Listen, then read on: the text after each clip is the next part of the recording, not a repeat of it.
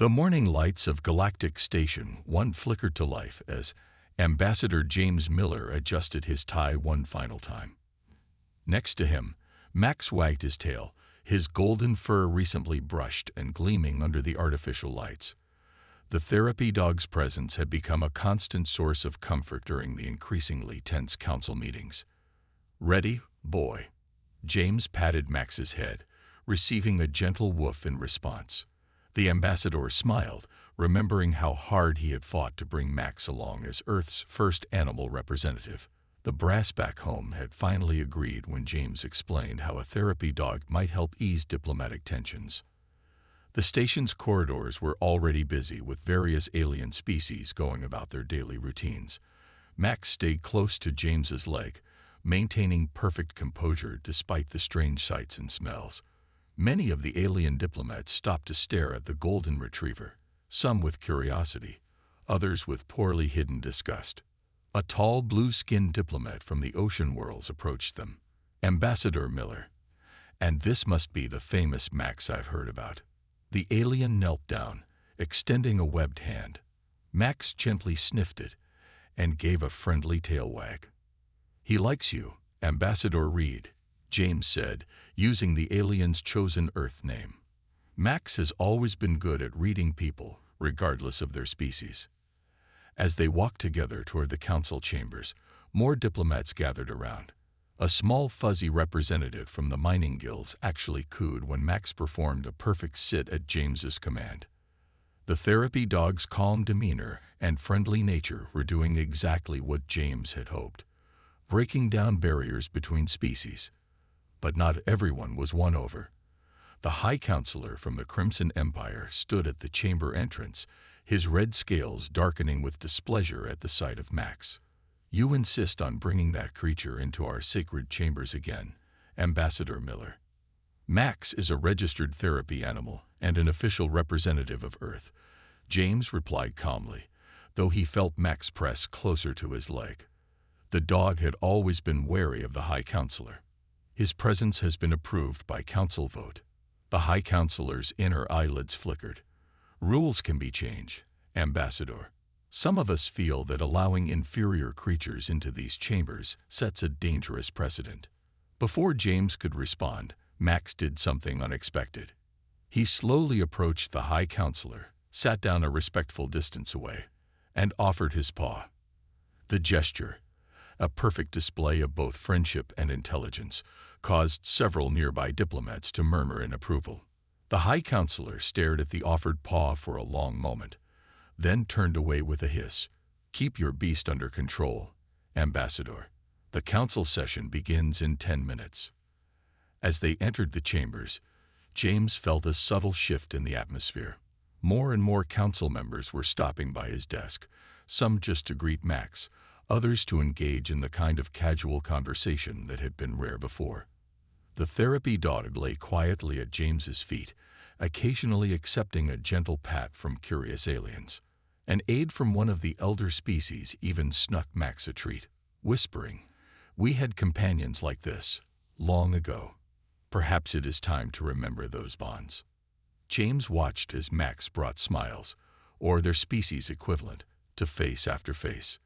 The dog's simple presence was accomplishing more than months of formal diplomatic talks. Even some of the traditionally anti-Earth factions were softening their stance, won over by Max's quiet dignity and friendly nature. But throughout the morning, James noticed the High Counselor watching them. There was something in those alien eyes that went beyond mere disapproval. Each time Max shifted or moved, the Crimson Empire leader's hand would drift to the ceremonial weapon at his belt. James made a mental note to be extra careful in the days ahead. He had learned long ago to trust Max's instincts about people, and right now, his friend's occasional worried glances toward the High Counselor suggested trouble brewing. Still, as he scratched behind Max's ears, James couldn't help but feel proud. One dog was doing more for human-alien relations than an army of diplomats. The council chamber grew tense as Earth's expansion rights came under debate. James stood at the central podium, defending humanity's request to colonize 3 newly discovered systems. Max lay quietly at his feet, though his ears remained alert to the rising emotions in the room. "The systems are unclaimed," James argued, pointing to the star map. "Our surveys show no signs of previous settlement. Earth simply wants to establish peaceful colonies." He kept his voice calm, even as several council members shifted uncomfortably in their seats. The High Counselor rose from his chair, red scales gleaming under the chamber lights. "Unclaimed. Those systems border Crimson Empire space. We cannot allow such a volatile species to establish themselves so close to our territory." Volatile. James felt his face flush. Earth has followed every council regulation since joining the galactic community. We've shared medical advances, helped with disaster relief. "You've hidden your true nature," the High Counselor cut in. "We all see how you coddle and elevate beasts." He pointed at Max.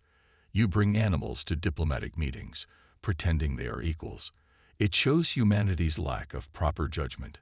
Max sensed the growing hostility. He stood up slowly, moving closer to James's side. The dog's behavior remained perfectly calm, but his protective instinct had kicked in. The High Counselor's hand moved to his ceremonial weapon. "See, even now your beast shows aggression." "Max is simply doing his job," James said, resting a hand on the dog's head. "He's trained to recognize rising tensions and offer support. If anything, he's demonstrating the very intelligence you deny exists." Other council members began to murmur. Many had grown fond of Max over the past weeks. The representative from the ocean world stood up. "Perhaps we should call a recess, Toe." "Enough." The High Counselor drew his weapon, a ceremonial blade that hummed with energy. "The beast approaches with hostile intent." Max had taken one step forward, placing himself between James and the armed alien. The dog made no aggressive moves. He simply stood his ground, doing what generations of his kind had done, protecting his human. "Stand down," James shouted, but he could see the hatred in the High Counselor's eyes. Max is no threat to anyone. Everything happened in seconds. The High Counselor barked an order in his native tongue. Two guards stepped forward, raising their weapons. James tried to pull Max back, tried to shield him, but the chamber's security field suddenly activated, holding him in place. "Security protocol engaged," the High Counselor announced. "Hostile organism detected." "No." James struggled against the field. Around the chamber, other diplomats rose in protest, but they too were held back by security protocols. "He's just a dog. He's not hostile." Max looked back at James one last time, his brown eyes full of trust and loyalty. Then the guards fired. The energy beams struck the golden retriever simultaneously. There was no sound, no whimper. Max simply crumpled to the floor. The security fields dropped. James rushed to Max's side, but he knew instantly that his friend was gone.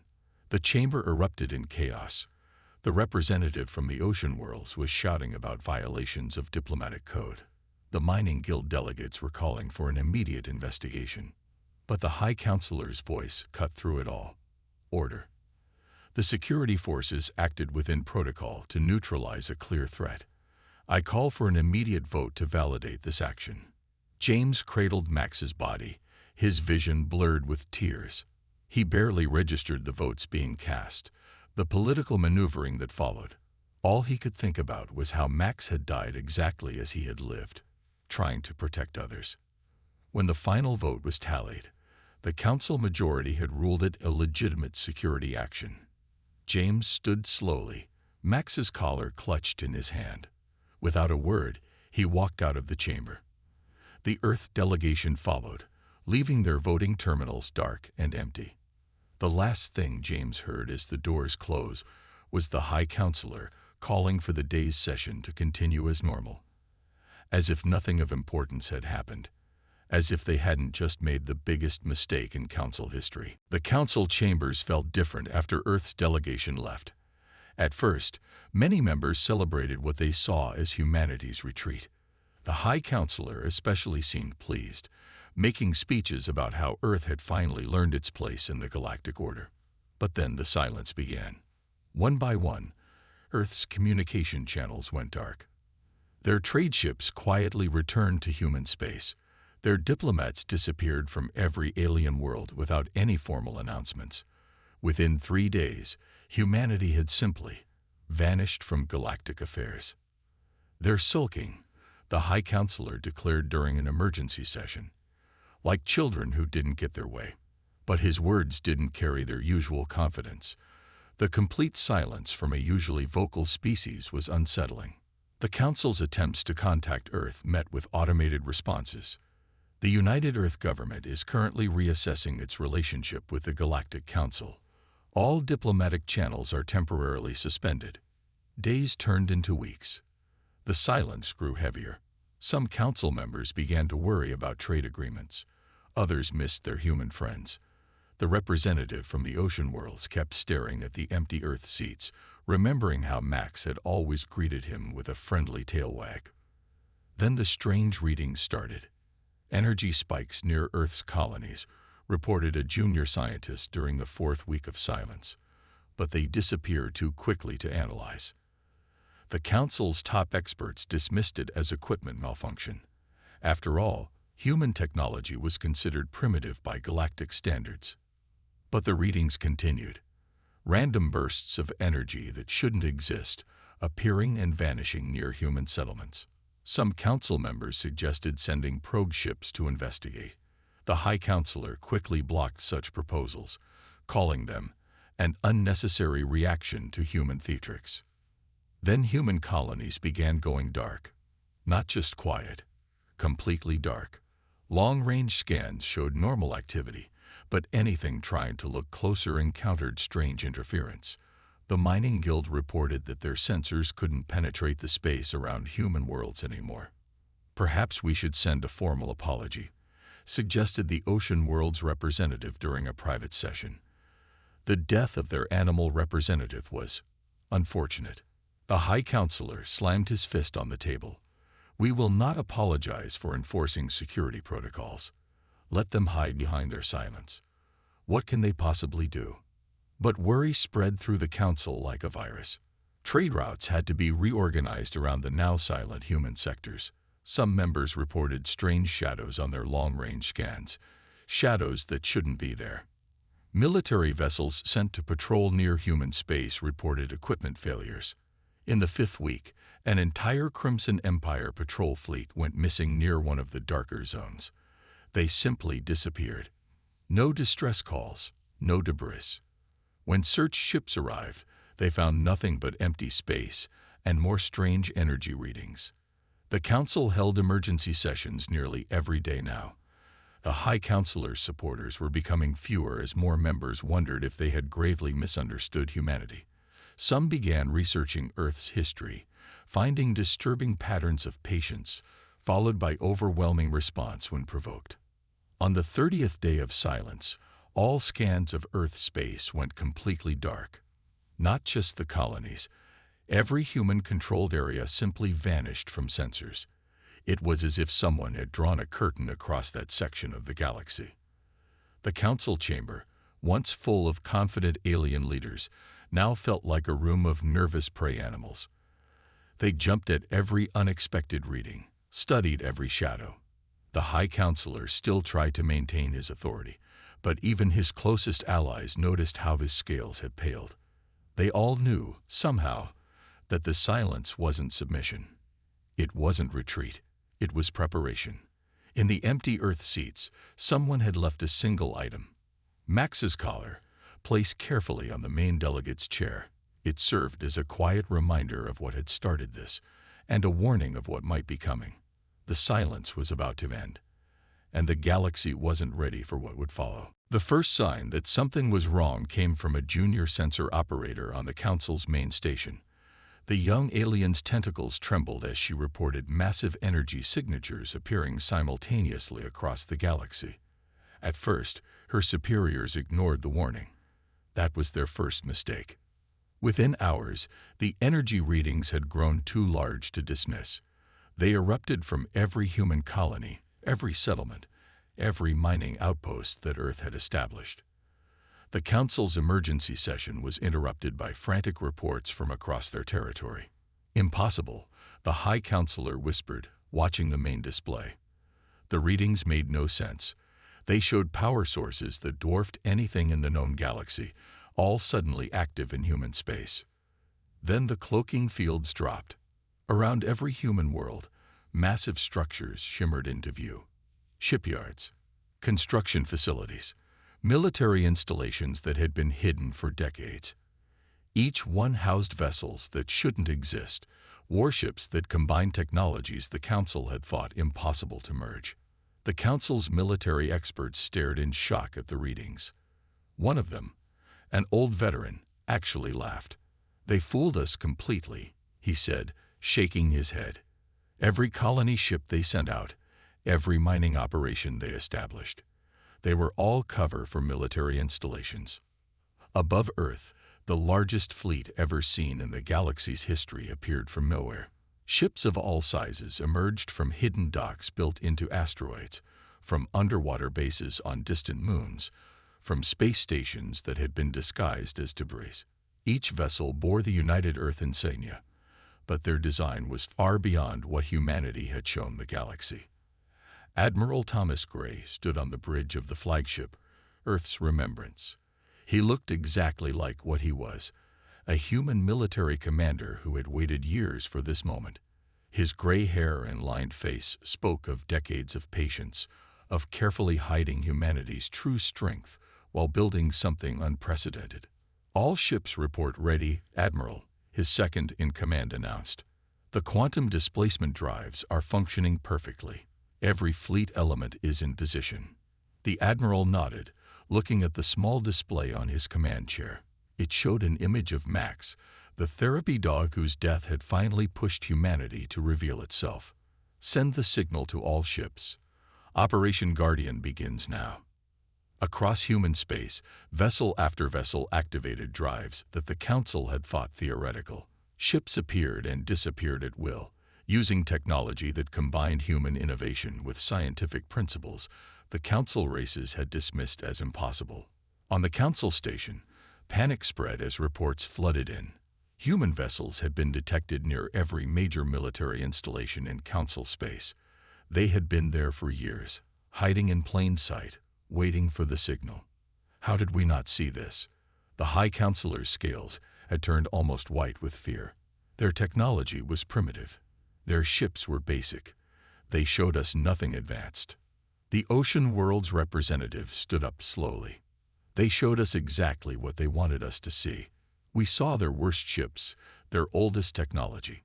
We never questioned why a species capable of reaching the stars would have such basic equipment. A message began broadcasting on all frequencies, in all languages. Admiral Gray's voice was calm, almost gentle. "This is the United Earth Fleet to all Council worlds. For decades, we hoped to join the galactic community as equals. We hid our true capabilities to avoid causing fear, to give diplomacy a chance. But you mistook our restraint for weakness.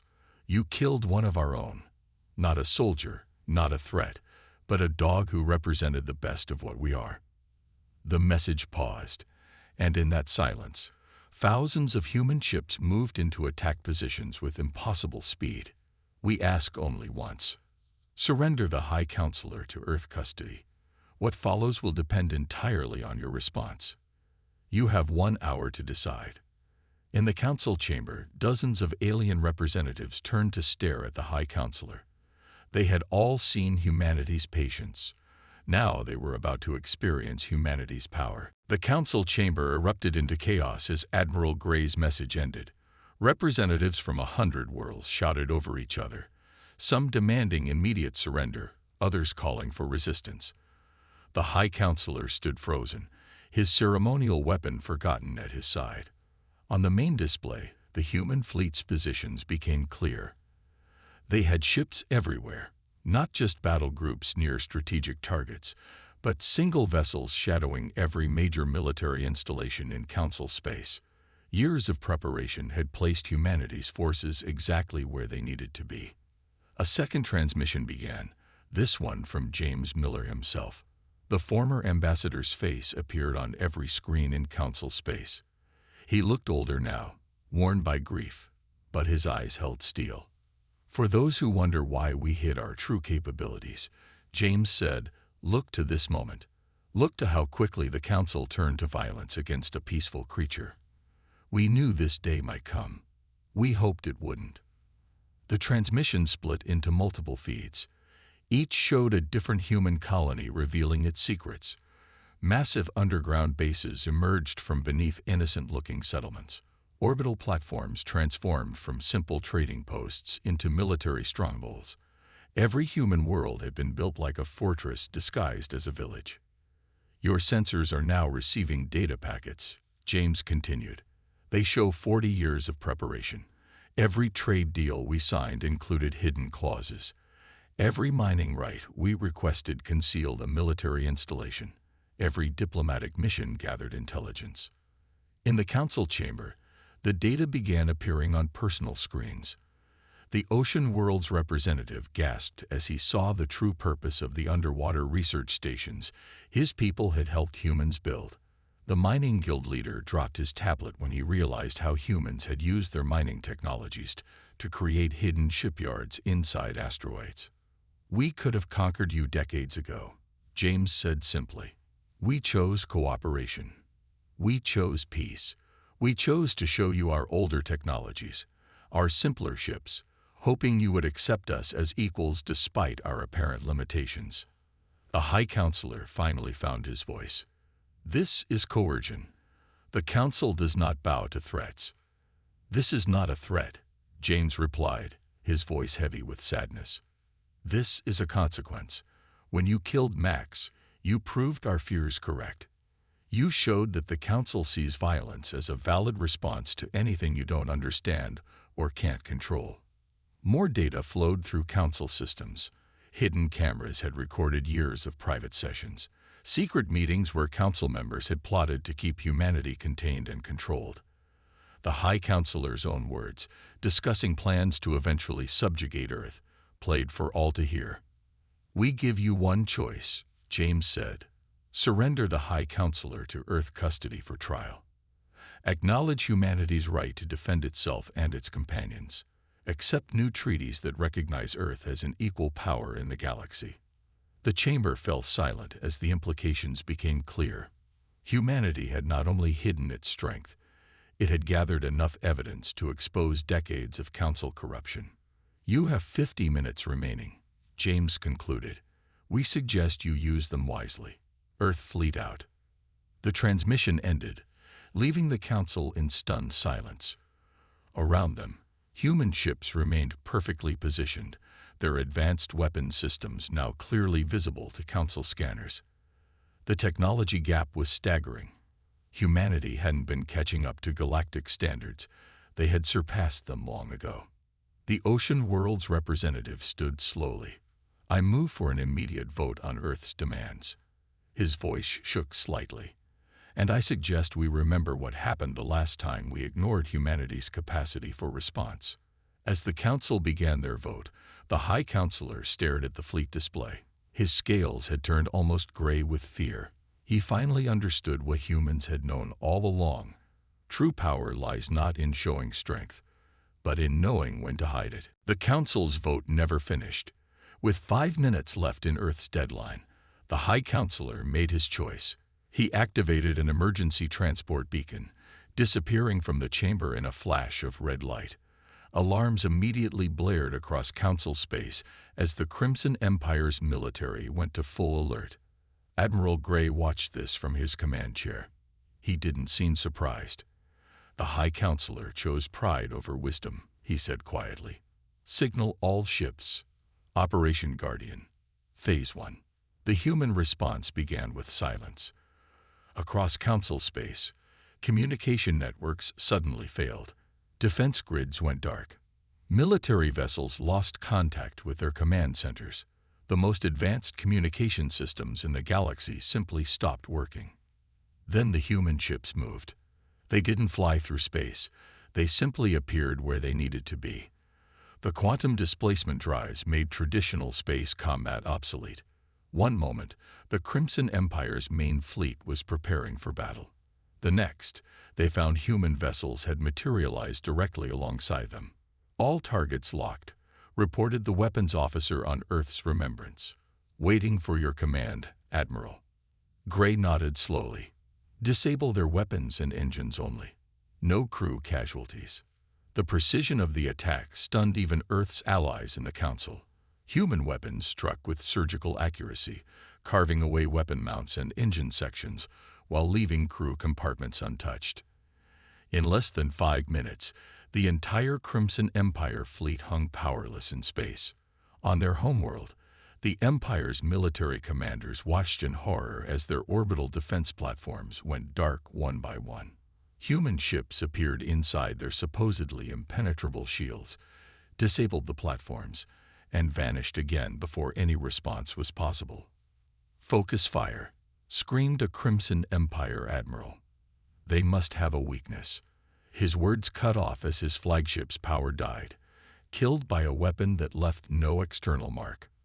In the council chamber, representatives watched the tactical displays in silence. The human attack was unlike anything they had seen. There was no wasted effort, no collateral damage, not even any debris. Earth's fleet simply erased the Empire's military capability with terrifying efficiency. "Message from Admiral Gray," announced a council aide, her voice shaking. Text only. The message appeared on the main screen. Phase 1 complete. Crimson Empire military assets neutralized. 0 casualties. 0 civilian impacts. We await the High Counselor's surrender. Reports flooded in from across Empire space. Every military base had been disabled. Every weapons platform neutralized. Every warship now drifted powerless. But hospitals still had power. Civilian areas remained untouched.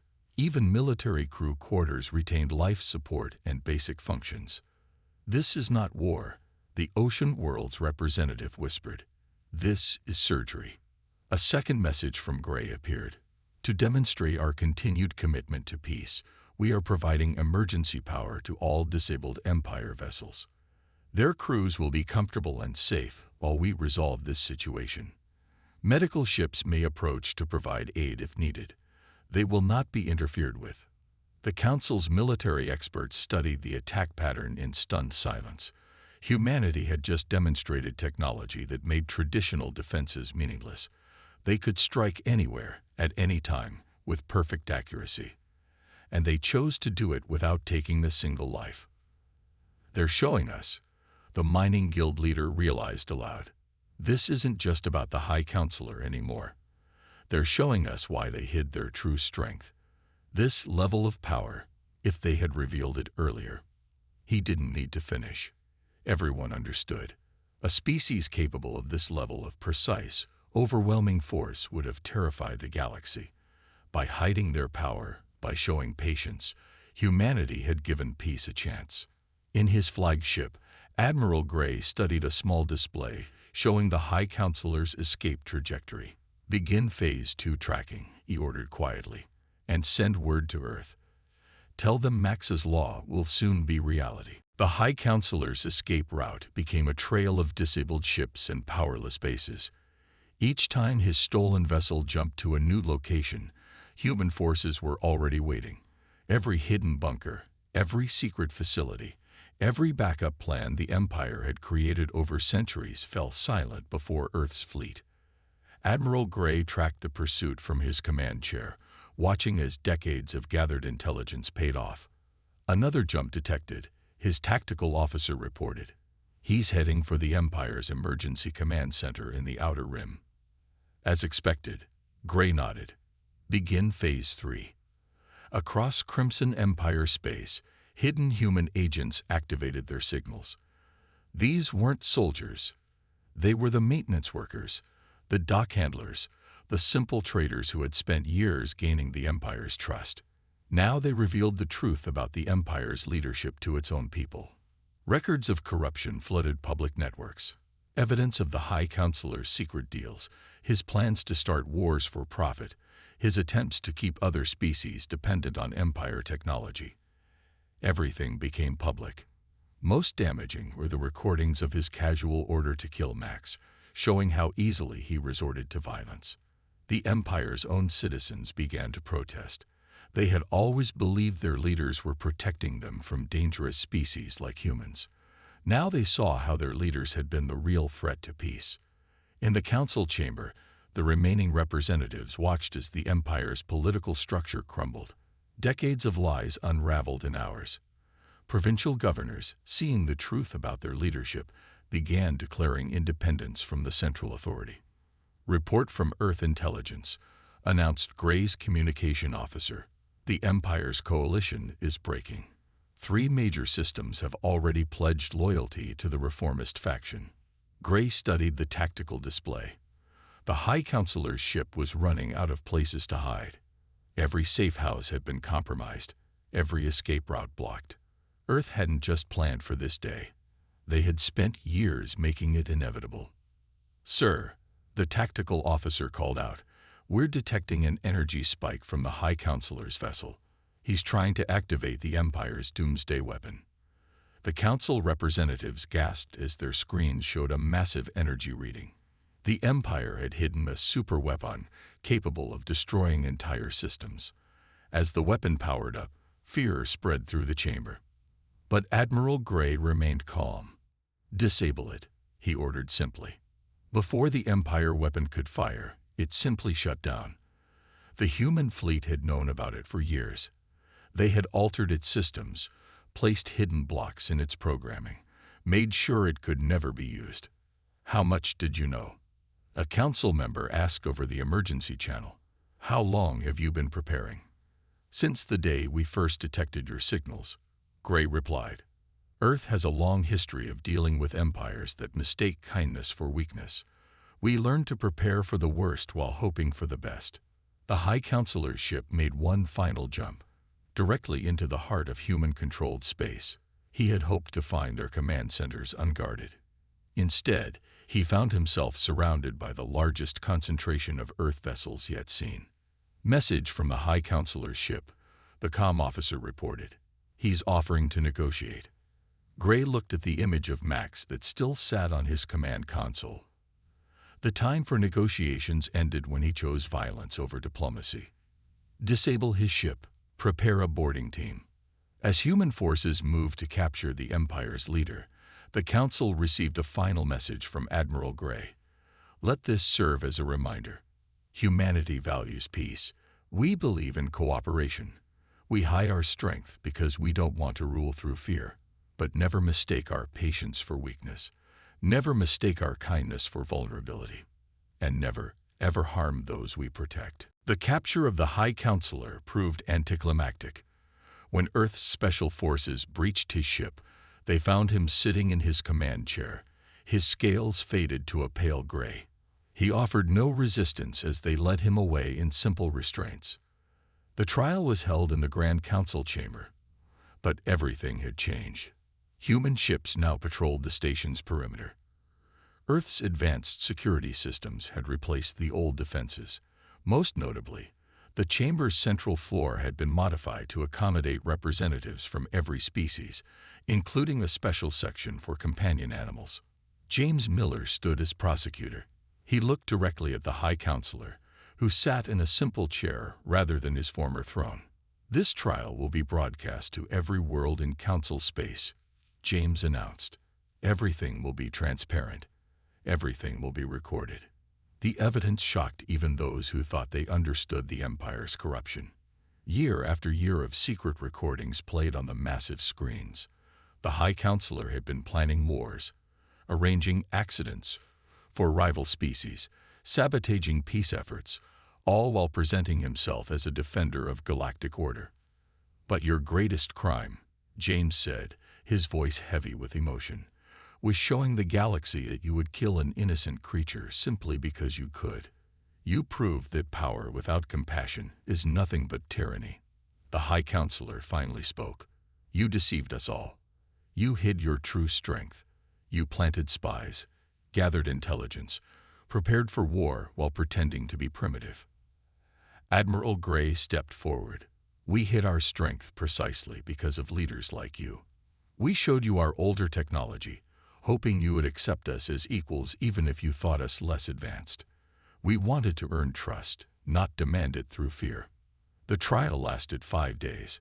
Representatives from every council species testified about the Empire's abuse of power. Earth presented evidence gathered over decades. Every secret meeting, every corrupt deal, every planned atrocity. But the most damaging testimony came from the Empire's own people. Citizens spoke about living under constant fear. Military officers revealed how they had been ordered to prepare for wars their people never wanted. Scientists showed how medical advances had been suppressed to keep other species dependent on Empire technology. Look at how Earth used its power once revealed, the ocean world's representative said during his testimony. They could have conquered us. Instead, they disabled our weapons while protecting our people. They proved that true strength lies in choosing not to harm when you have every capability to do so. On the final day, the Council's reformed security forces brought in one last piece of evidence, the weapon used to kill Max. The High Counselor flinched as it was placed before him. "This simple weapon changed the galaxy," James said quietly. "Not because of its power, but because of how casually it was used. You killed a creature whose only crime was loyalty. In doing so, you proved why humanity was right to hide its strength until we could be sure how you would react to it." The verdict was unanimous. The High Counselor was stripped of all power and sentenced to live on a reformed penal colony, one where he would spend his days caring for rescued animals. The irony of the sentence was lost on no one. As guards led him away, he turned to James. "You had the power to destroy us completely. Why show mercy?" James picked up Max's collar from the evidence table. "Because that's what Max would have done. Even after you drew your weapon, he never attacked. He simply stood his ground to protect others. That's the example we choose to follow." The trial's end marked a new beginning. The Council reformed under new laws protecting all sentient beings and their companions. The Empire's territories were divided among its people, with new governors chosen by democratic elections. And in the Chamber's central hall, a simple memorial was raised, a bronze statue of a golden retriever, keeping watch over the proceedings with quiet dignity. 6 months after the trial, the Council station had transformed. The once stark corridors now featured gardens where various species' companion animals roamed freely. Therapy animals from dozens of worlds accompanied their diplomatic partners, continuing what Max had started. Admiral Gray stood at the station's main viewport, watching Earth ships patrol alongside vessels from former Empire worlds. The quantum displacement drives were no longer secret. Earth had begun sharing its advanced technology, but only with worlds that proved their commitment to peace. The latest reports from the Reformation Committee. "Admiral," his aide said, handing over a tablet. The screen showed images of the former High Counselor working at the animal sanctuary. The once proud leader now spent his days feeding, cleaning, and caring for creatures he had once dismissed as beneath his notice. In the new council chamber, James Miller addressed the assembled representatives. The room had been redesigned with transparency in mind. No more hidden security fields, no weapons allowed. Above the main floor, Max's memorial statue stood watch, its bronze surface polished by the many hands that touched it for luck. "Earth is ready to reveal the final tier of our technology," James announced. "But first, we want to share something more important. Our history." The main screen lit up with images from Earth's past. Wars, conflicts, the long journey to unity. "We hid our advancement because we remembered our own past," James explained. "We remembered how power could corrupt, how fear could drive people to commit horrible acts. We wanted to be sure we wouldn't become what we once fought against." Around the station, more changes were visible. The Interspecies Ethics Committee had its own wing, where representatives from all worlds worked to ensure no species would ever again face discrimination or violence. They had already passed dozens of new laws, including one named in Max's honor that protected all companion animals under galactic law. In the station's research section, Human scientists worked alongside alien counterparts, sharing advances that had been kept hidden for decades. Medical technologies that could cure previously untreatable diseases. Clean energy systems that could power entire worlds without damage to their environments. Transportation networks that could connect the farthest reaches of space. But our greatest achievement, James continued, wasn't our technology. It was learning when not to use it. Learning to value compassion over power, understanding over force. The council members watched as more hidden human achievements were revealed. Colonies that had seemed primitive were actually advanced research centers. Trading posts transformed into technological marvels. Yet each revelation came with proof of how humans had used their power to help others in secret, preventing disasters and saving lives without taking credit. A small figure entered the chamber, a child with a puppy on a leash. The council members watched as the pair walked up to Max's statue.